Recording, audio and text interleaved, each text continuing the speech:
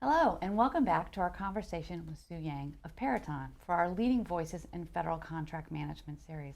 So before we broke, we were talking about teams, and I wanted to talk, you touched on diversity, but I also want to touch on the fact that you're a woman leader in a technology industry, which is still heavily male focused, in security, more male focused, but also diversity.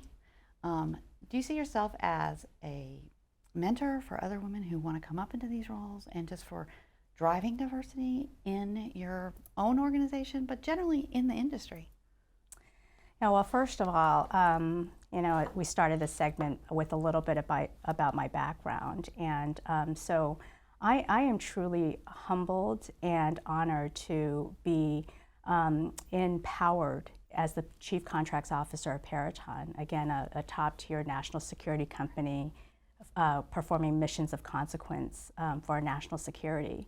It's a big role, and it all started with taking that leap of faith and actually having somebody recognizing the potential in me.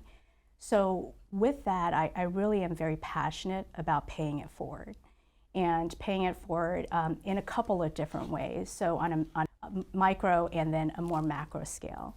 So on a micro scale, within my own team, I have talented leaders and up-and-comers, male and female, of course. But it's my job, and I do it sometimes inexplicitly, with giving them challenges where they can really prove themselves, put them in uncomfortable situations so that they can gain the experience needed to take that extra step.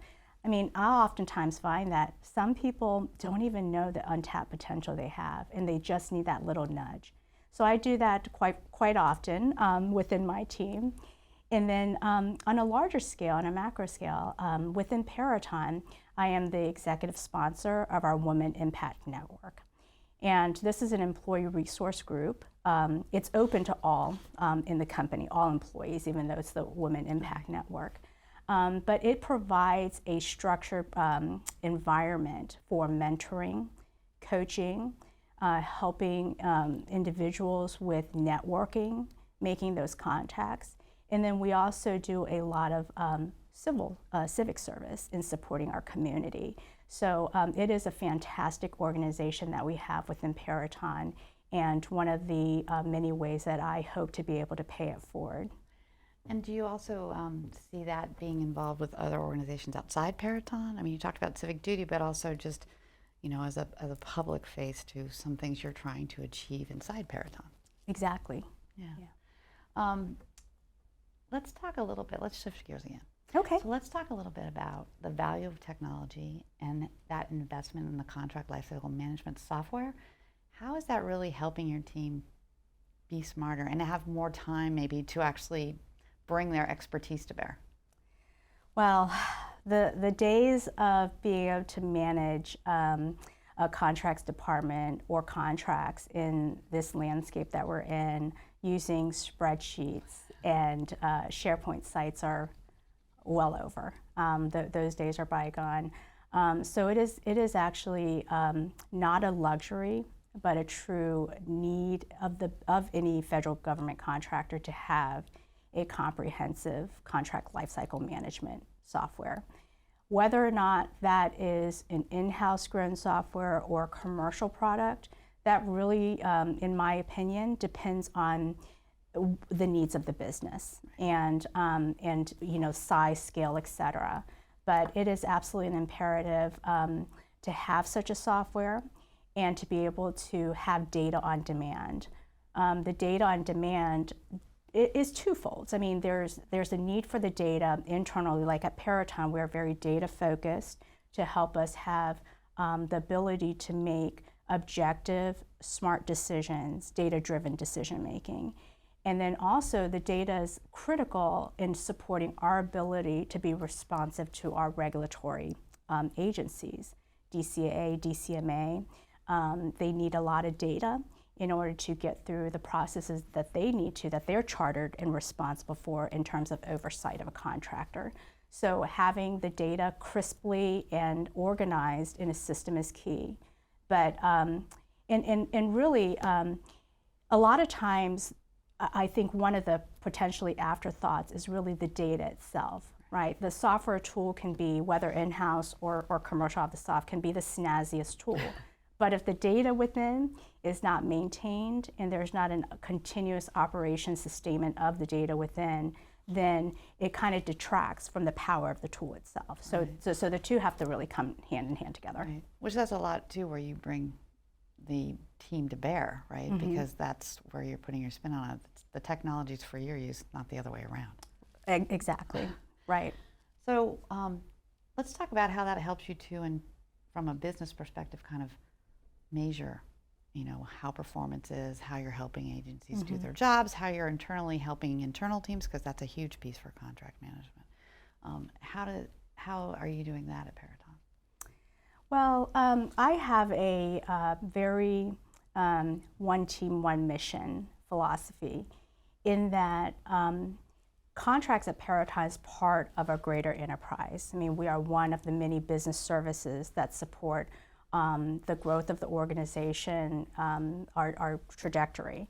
And so from that standpoint, in terms of one team, one mission, I don't actually have any separately contrived metrics to just focus on contracts. The metrics that are important to me in the organization within Peraton really is aligned with our business outcomes and also the mission of our customers. So when we take a look at metrics in my department, it's always focused around the business outcomes that the enterprise strives to achieve, and then more importantly, the extremely important missions that our customers are servicing on a day in and day out basis. Right. And at the end of the day, if you don't do that, then you can't drive business. Exactly. Let's dive a little bit more into some technology areas. Let's talk about natural language processing, artificial intelligence, machine learning. Where are you guys going with those? So we have many internal research projects that are focused on machine learning, natural language processing, and artificial intelligence within Peraton. And in addition to our internal research projects, we actually have many programs in which we are working that alongside of our customers in their space. So it is absolutely a critical technology development area for the company, and also an area that I am coaching and involving my team to get to. There's a lot of ways that we can harness the power of those types of technology in terms of contracts management. Whether or not it's utilizing bots to read through contracts as an initial starting point, to being a little bit more automated in terms of the way that we capture clauses into our lifecycle management system. It's all out there, and it's just really, for me, a matter of time in getting there. We've gone through a huge change year in 2021, and I'd like to give the team a little bit of a breathing room before we move to our next journey of AI, machine learning, and natural language. I do feel like that robotic process automation piece that you talked about is a huge piece that a lot of both agencies, but a lot also contractors are really trying to make use of, because there's a lot of things in contracting that are repetitive and the same. Yeah. So that can solve that problem for you, right?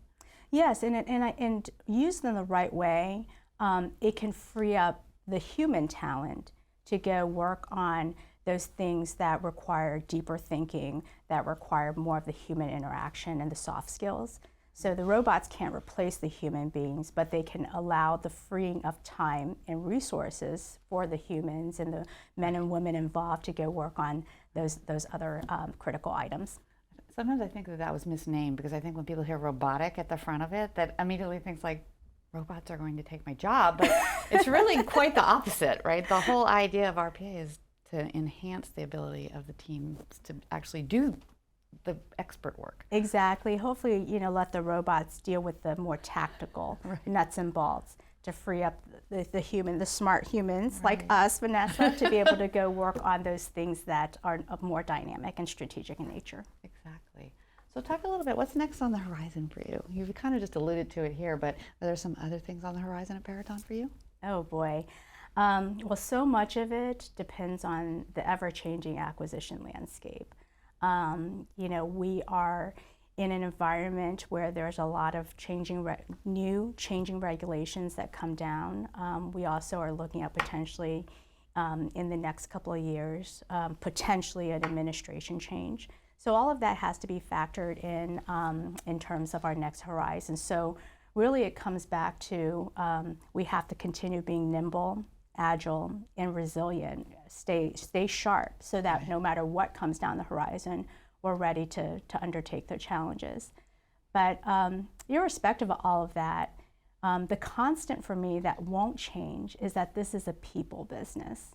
And the contracts are people, our missions are performed by people, things get done by people. So what I have planned, despite any changes, is really continuing to focus on talent development, and really focusing on nourishing in terms of our systems and processes data so that we can help the talent perform at that top notch. Right. And also helps attract great talent, right? Mm-hmm. Yes. Which is critical in contracts and in acquisition. That's a hard area sometimes to draw people in. It absolutely is.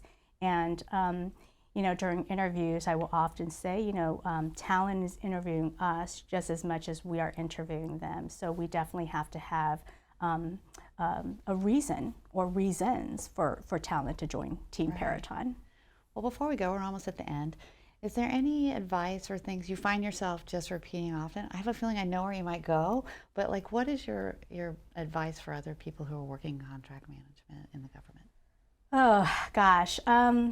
Probably this sounds so simple, but is don't get frustrated.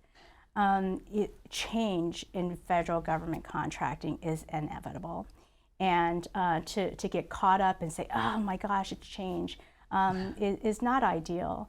I mean, really it's about being a change agent. Federal government contracting to me sometimes is like a chameleon. It's always going to change and have different shades. So being nimble, being agile, knowing the surroundings is very key in government contracting, and it's a piece of advice that I think has served me well over the years and hopefully has benefited those that I've preached it to. Well, it's been lovely talking to you today. I've learned a lot. I really appreciate it. Thank you so much for joining us. Again, thank you. I'm Vanessa Roberts, and thanks everyone for joining us for today's Leading Voices in Federal Contract Management. Our guest has been Sue Yang. She's the Chief Contracts Officer at Peraton. To learn more about federal contract management best practices, visit federalnewsnetwork.com and search Technomile.